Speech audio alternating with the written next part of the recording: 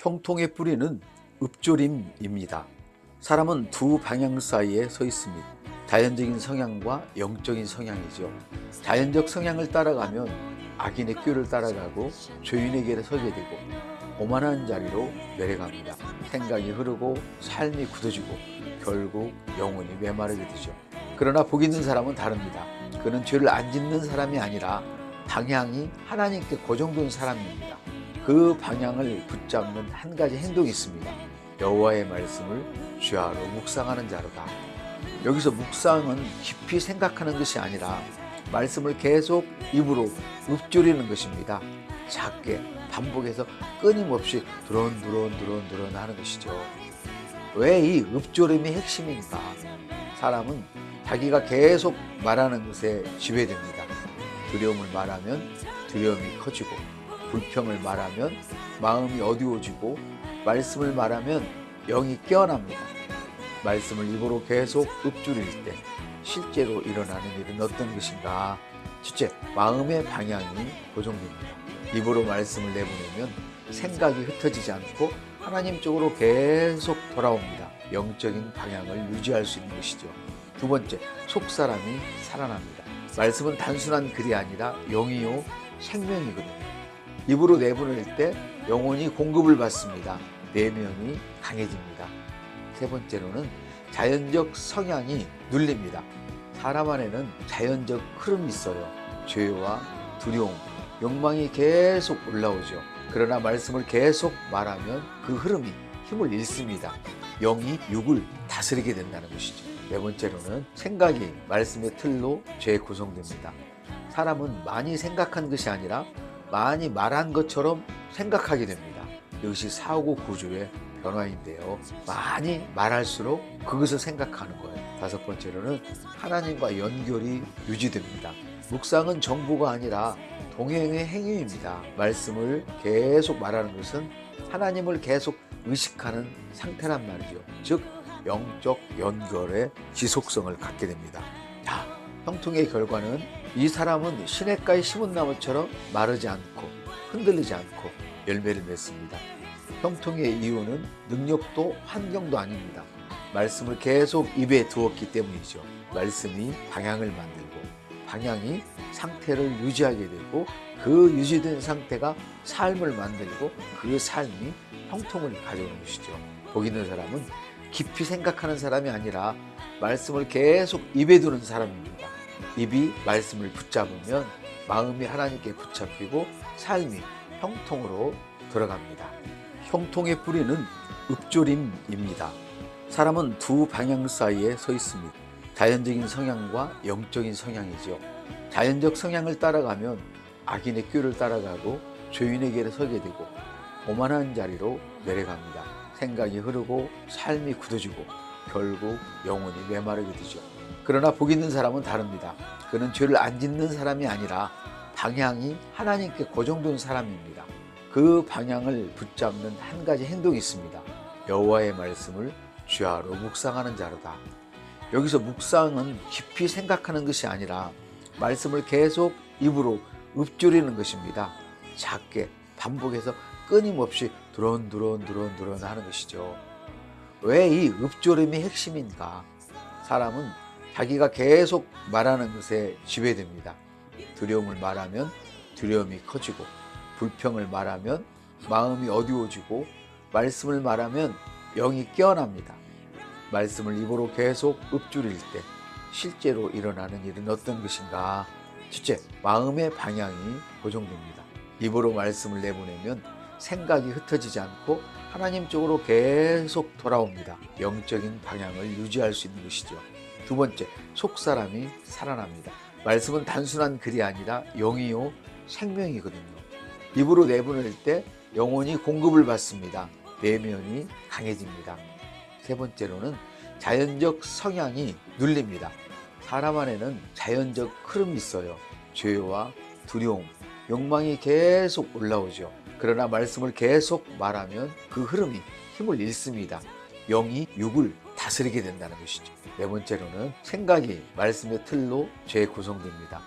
사람은 많이 생각한 것이 아니라 많이 말한 것처럼 생각하게 됩니다. 이것이 사고 구조의 변화인데요. 많이 말할수록 그것을 생각하는 거예요. 다섯 번째로는 하나님과 연결이 유지됩니다. 묵상은 정보가 아니라 동행의 행위입니다. 말씀을 계속 말하는 것은 하나님을 계속 의식하는 상태란 말이죠. 즉 영적 연결의 지속성을 갖게 됩니다. 자, 형통의 결과는 이 사람은 시냇가에 심은 나무처럼 마르지 않고 흔들리지 않고 열매를 맺습니다. 형통의 이유는 능력도 환경도 아닙니다. 말씀을 계속 입에 두었기 때문이죠. 말씀이 방향을 만들고 방향이 상태를 유지하게 되고 그 유지된 상태가 삶을 만들고 그 삶이 형통을 가져오는 것이죠. 복 있는 사람은 깊이 생각하는 사람이 아니라 말씀을 계속 입에 두는 사람입니다. 입이 말씀을 붙잡으면 마음이 하나님께 붙잡히고 삶이 형통으로 들어갑니다. 형통의 뿌리는 읍조림입니다. 사람은 두 방향 사이에 서 있습니다. 자연적인 성향과 영적인 성향이죠. 자연적 성향을 따라가면 악인의 꾀를 따라가고 죄인의 길에 서게 되고 오만한 자리로 내려갑니다. 생각이 흐르고 삶이 굳어지고 결국 영혼이 메마르게 되죠. 그러나 복 있는 사람은 다릅니다.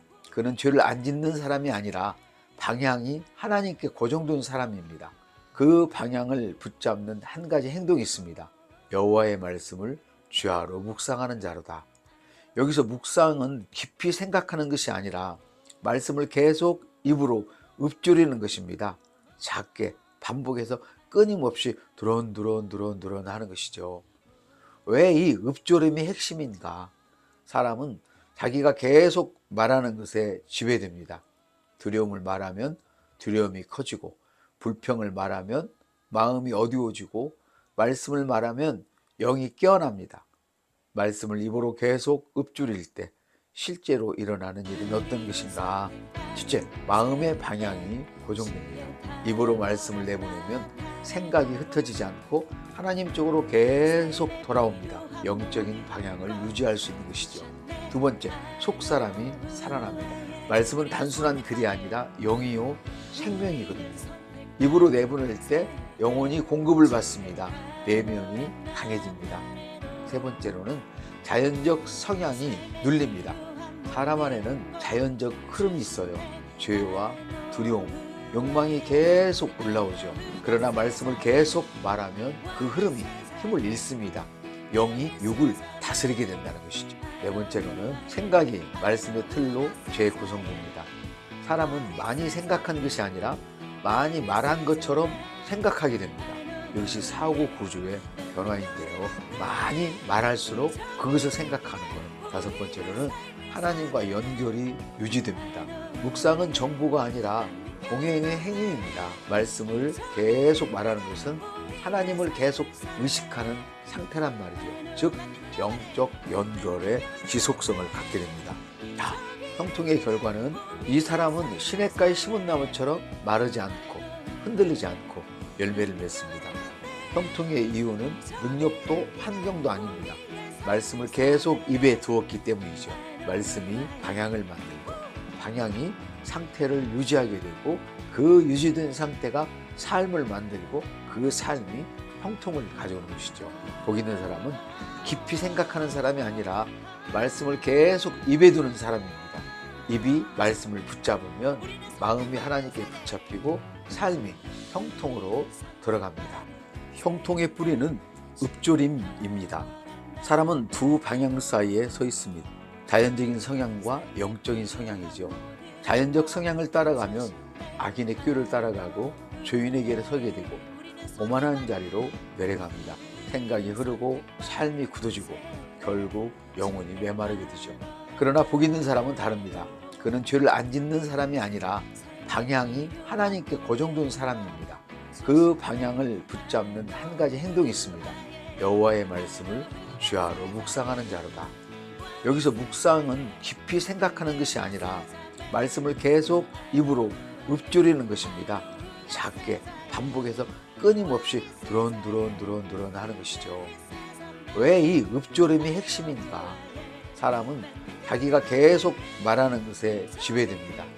두려움을 말하면 두려움이 커지고 불평을 말하면 마음이 어두워지고 말씀을 말하면 영이 깨어납니다. 말씀을 입으로 계속 읊조릴 때 실제로 일어나는 일은 어떤 것인가?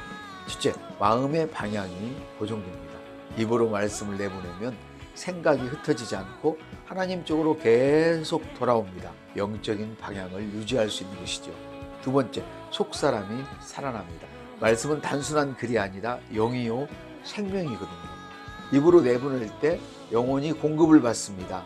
내면이 강해집니다. 세 번째로는 자연적 성향이 눌립니다. 사람 안에는 자연적 흐름이 있어요. 죄와 두려움, 욕망이 계속 올라오죠. 그러나 말씀을 계속 말하면 그 흐름이 힘을 잃습니다. 영이 육을 다스리게 된다는 것이죠. 네 번째로는 생각이 말씀의 틀로 재구성됩니다. 사람은 많이 생각한 것이 아니라 많이 말한 것처럼 생각하게 됩니다. 이것이 사고 구조의 변화인데요. 많이 말할수록 그것을 생각하는 거예요. 다섯 번째로는 하나님과 연결이 유지됩니다. 묵상은 정보가 아니라 동행의 행위입니다. 말씀을 계속 말하는 것은 하나님을 계속 의식하는 상태란 말이죠. 즉 영적 연결의 지속성을 갖게 됩니다. 자, 형통의 결과는 이 사람은 시냇가에 심은 나무처럼 마르지 않고 흔들리지 않고 열매를 맺습니다. 형통의 이유는 능력도 환경도 아닙니다. 말씀을 계속 입에 두었기 때문이죠. 말씀이 방향을 만들고 방향이 상태를 유지하게 되고 그 유지된 상태가 삶을 만들고 그 삶이 형통을 가져오는 것이죠. 복 있는 사람은 깊이 생각하는 사람이 아니라 말씀을 계속 입에 두는 사람입니다. 입이 말씀을 붙잡으면 마음이 하나님께 붙잡히고 삶이 형통으로 들어갑니다. 형통의 뿌리는 읊조림입니다. 사람은 두 방향 사이에 서 있습니다. 자연적인 성향과 영적인 성향이죠. 자연적 성향을 따라가면 악인의 꾀를 따라가고 죄인의 길에 서게 되고 오만한 자리로 내려갑니다. 생각이 흐르고 삶이 굳어지고 결국 영혼이 메마르게 되죠. 그러나 복 있는 사람은 다릅니다. 그는 죄를 안 짓는 사람이 아니라 방향이 하나님께 고정된 사람입니다. 그 방향을 붙잡는 한 가지 행동이 있습니다. 여호와의 말씀을 주야로 묵상하는 자로다. 여기서 묵상은 깊이 생각하는 것이 아니라 말씀을 계속 입으로 읊조리는 것입니다. 작게 반복해서 끊임없이 두런두런 하는 것이죠. 왜 이 읊조림이 핵심인가? 사람은 자기가 계속 말하는 것에 지배됩니다. 두려움을 말하면 두려움이 커지고 불평을 말하면 마음이 어두워지고 말씀을 말하면 영이 깨어납니다. 말씀을 입으로 계속 읊조릴 때 실제로 일어나는 일은 어떤 것인가? 첫째, 마음의 방향이 고정됩니다. 입으로 말씀을 내보내면 생각이 흩어지지 않고 하나님 쪽으로 계속 돌아옵니다. 영적인 방향을 유지할 수 있는 것이죠. 두 번째, 속사람이 살아납니다. 말씀은 단순한 글이 아니라 영이요 생명이거든요. 입으로 내보낼 때 영혼이 공급을 받습니다. 내면이 강해집니다. 세 번째로는 자연적 성향이 눌립니다. 사람 안에는 자연적 흐름이 있어요. 죄와 두려움, 욕망이 계속 올라오죠. 그러나 말씀을 계속 말하면 그 흐름이 힘을 잃습니다. 영이 육을 다스리게 된다는 것이죠. 네 번째로는 생각이 말씀의 틀로 재구성됩니다. 사람은 많이 생각한 것이 아니라 많이 말한 것처럼 생각하게 됩니다. 이것이 사고 구조의 변화인데요. 많이 말할수록 그것을 생각하는 거예요. 다섯 번째로는 하나님과 연결이 유지됩니다. 묵상은 정보가 아니라 동행의 행위입니다. 말씀을 계속 말하는 것은 하나님을 계속 의식하는 상태란 말이죠. 즉 영적 연결의 지속성을 갖게 됩니다. 자, 형통의 결과는 이 사람은 시냇가에 심은 나무처럼 마르지 않고 흔들리지 않고 열매를 맺습니다. 형통의 이유는 능력도 환경도 아닙니다. 말씀을 계속 입에 두었기 때문이죠. 말씀이 방향을 만들고 방향이 상태를 유지하게 되고 그 유지된 상태가 삶을 만들고 그 삶이 형통을 가져오는 것이죠. 복 있는 사람은 깊이 생각하는 사람이 아니라 말씀을 계속 입에 두는 사람입니다. 입이 말씀을 붙잡으면 마음이 하나님께 붙잡히고 삶이 형통으로 들어갑니다.